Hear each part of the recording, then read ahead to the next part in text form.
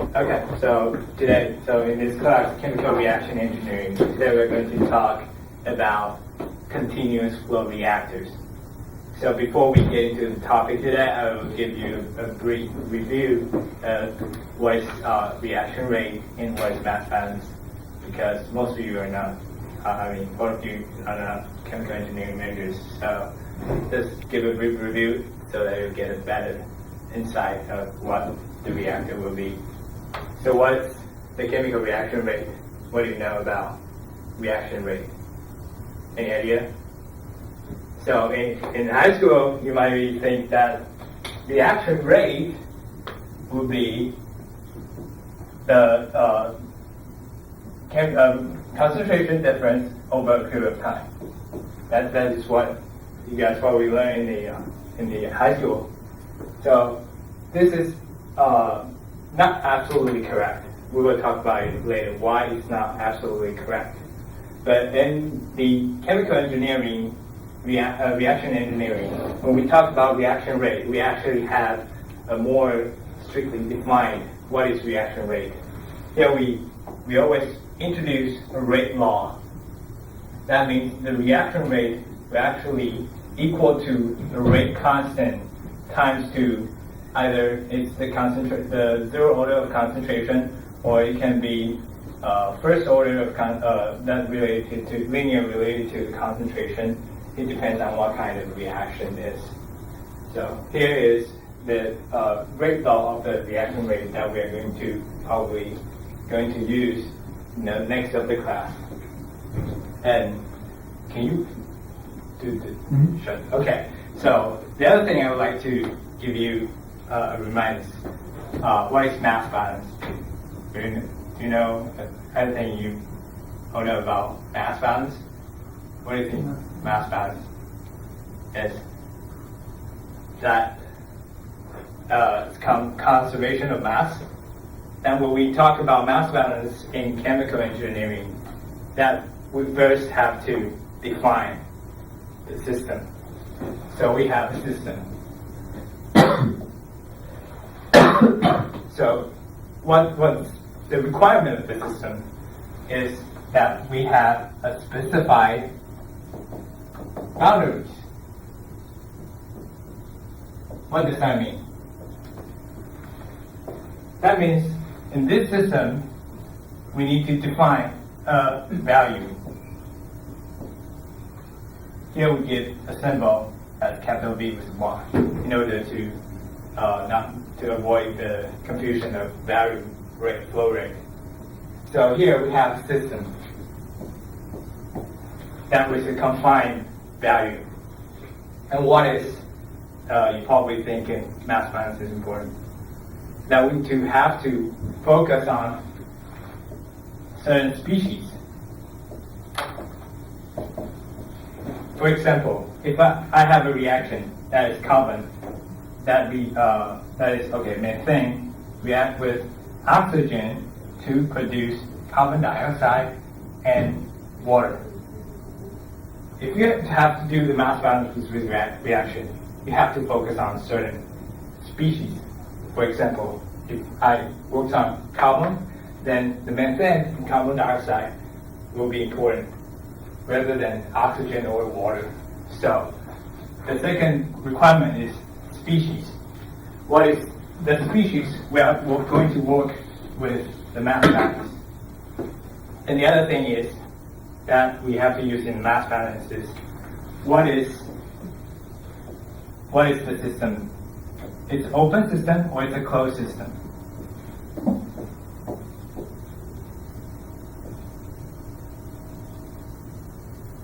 What does open system mean? Open system means that we have an inflow and outflow with the system. The closed system is that with the confined value of the system, there's no input and output. Because here we're going to talk about the continuous flow reactor. So it's open system with the inflow and outflow. Okay, then we can do a mass balance equation with this kind of system that has inflow and outflow. And what do you need to define an equation of mass balance. Here, we need to define the mass balance with inflow minus outflow plus generation due to the reaction will equal to certain component in the certain component of accumulation in the system.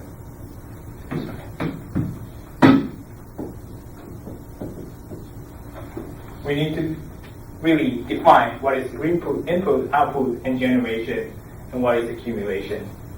So here, for a system input, we usually use the mole flow rate. Here, in this textbook that I assigned, we use the symbol F to mean the mole flow rate. And for species J, that we need to define the species, and in the input we use 0. In output, we give Fj. And what does the generation come from? So in a system, we probably have a different reaction at different position or different location. But here, to start with the ideal reactor, we define it, the system is uniform. The uniform analysis no differentiate between position or location.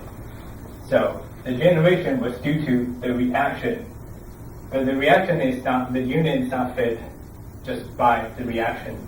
It needs to time the value of the system to have the mole per time. And what's the accumulation? The accumulation is what we talk about, the chemical variable difference over a period of time. Component J, dt. So here's the equation of mass balance. So to begin with, I have to begin with the ideal condition of the mass balance. What is ideal condition?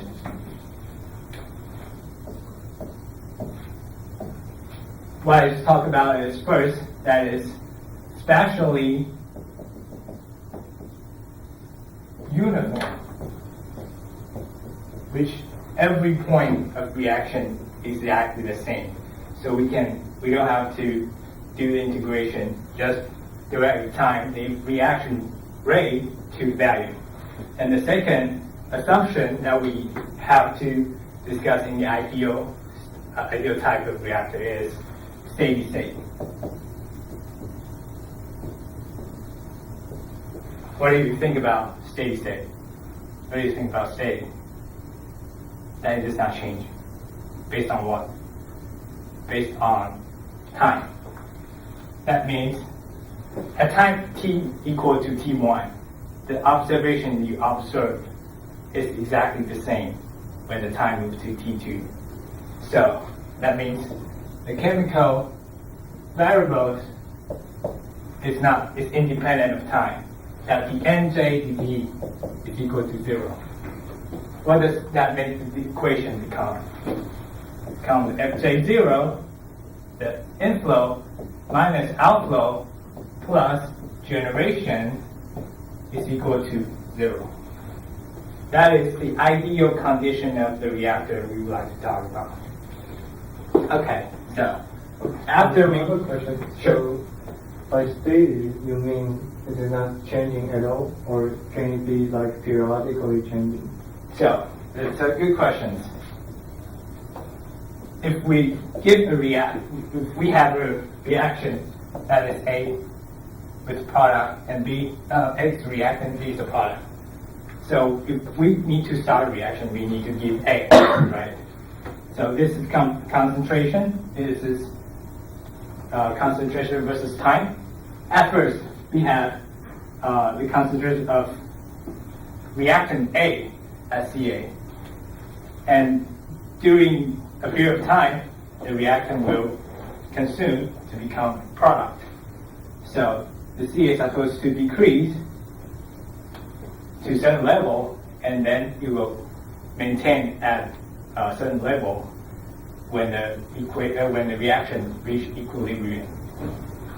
And here, you can see that when it reaches to Ca plumb, the concentration is really dependent on time. That means that it reaches steady state, that the chemical variable is independent of time.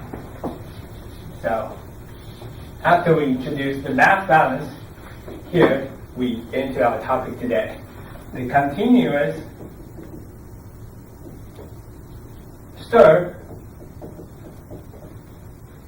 tank reactor. Another familiar name is the abbreviation CSTR. So, what does this name tell us?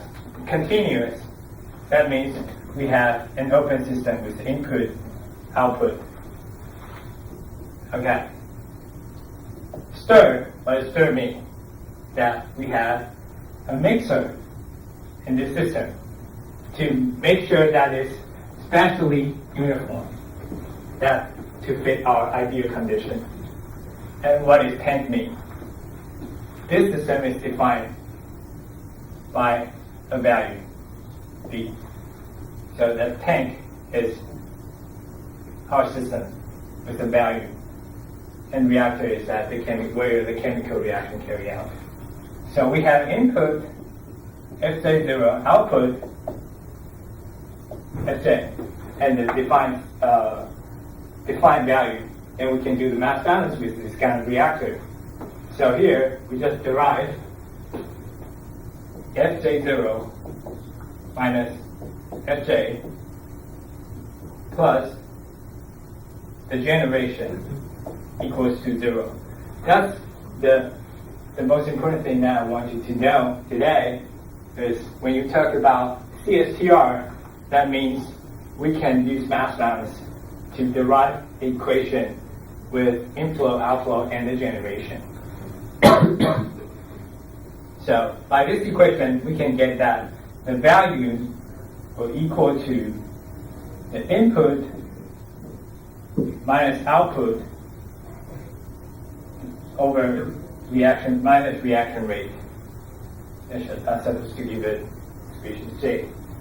That's the equation, the most important equation with CSTR.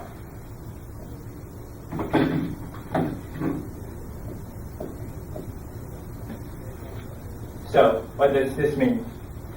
This means if we have input and output and define reaction, we can know the value the CSTR is. So after I derive the equation of CSTR, we need to know more from that equation. So what is this Fj0?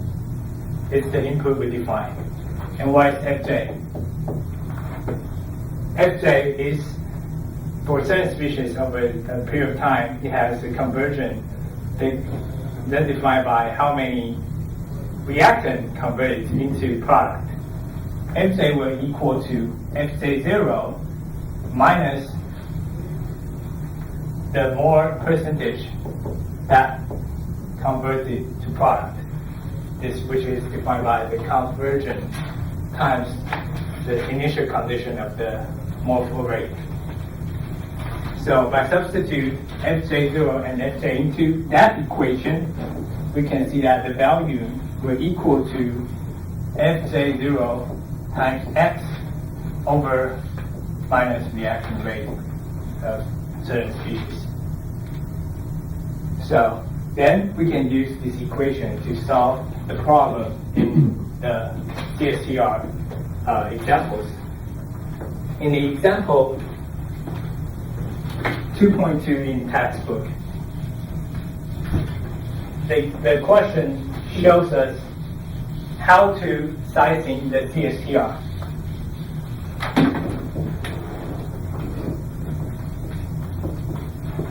Sizing the CSTR, what do we need? By sizing, that means we need to get the value of the CSTR. How do we get the value of CSTR? I just derived the equation. We have xz0, the conversion, and the reaction rate. And in the textbook, they gave us a set of data, which is the conversion and the minus reaction rate. Start from 0, 0.1, 0.2, blah, blah. And the reaction rate start from 0.45. And they also give us the initial condition, which is the xA0 equal to 0.4 mole per second. Okay, then we can solve the problem. The first question is, at conversion 0.8, what is the value of the CSTR will be? What is design? So we can simply substitute that equation to xA0 is 0.4 mole per second. And the conversion is 0.8. I mentioned this because it's the mole percentage. This is the mole percentage of the reactant converted into the product divided by the minus reaction rate.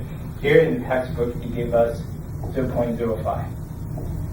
So by this equation, we can actually calculate the value of the CSTR. And what is the second question? The second question is, it asks us to plot this data and to define the value based on the two-dimensional plot. What is that plot? The plot is the inflow over minus reaction rate versus x. So, what is the equation of CSTR? Value equal to xA0 times conversion divided by reaction rate. So apparently we have our vertical axis and the horizontal axis, and we can do a plot with a set of data like this. And at conversion 0.8, we will find a relative inflow rate over reaction, inflow mole rate over minus reaction rate. And by this figure, we can actually schedule the area that is the value of the CSTR. Any questions? So, do you think that this CSTR is efficient? No. Why? Any idea why it's not efficient? Because, according to the set of data, the actual value that we need to get this conversion reaction is the area on the curve. That the blue shaded area is the area, the value that we actually need to reach that conversion. But obviously we have this value of CSTR more than that. So that is not efficient. How can you make improvement with that? Any idea?